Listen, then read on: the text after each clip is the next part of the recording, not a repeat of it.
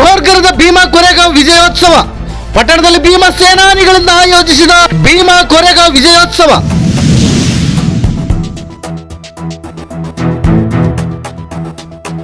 ಕೂಡ್ಲಿಗಿ ಪಟ್ಟಣದಲ್ಲಿ ನಡೆದ ಭೀಮಾ ಕೊರೆಗಾಂವ್ ವಿಜಯೋತ್ಸವದಲ್ಲಿ ಕುಣಿದು ಕುಪ್ಪಳಿಸಿದ ಶಾಸಕ ಡಾಕ್ಟರ್ ಎನ್ ಟಿ ಶ್ರೀನಿವಾಸ್ ರವರು.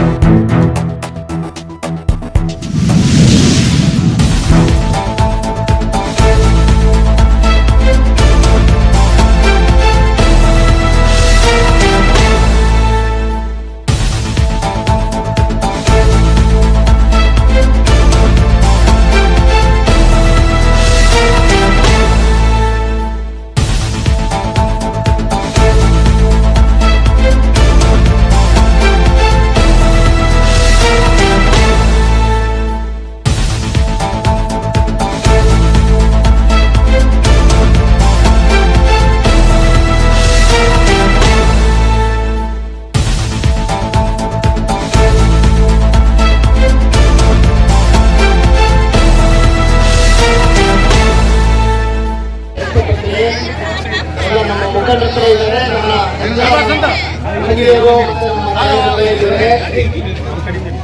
ನಾನು ಇರೋವರೆಗೂ ನನ್ನ ಉಸಿರಿರೋದು ನಾವೆಲ್ಲ ಅಣ್ಣ ತಮ್ಮಂದ್ರೆ.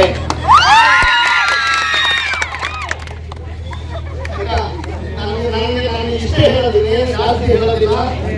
ಯಾವ್ದಾದ್ರು ನೋವು ಆಗಿದ್ರೆ, ಏನಾದ್ರೂ ಕಷ್ಟಗಳಾಗಿದೆ ನಮ್ಮಿಂದ, ಖಂಡಿತ ಜವಾಬ್ದಾರಿ ತಗೊಂಡಿನಿ. ಆಯ್ತಾ, ಯಾವುದೇ ರೀತಿ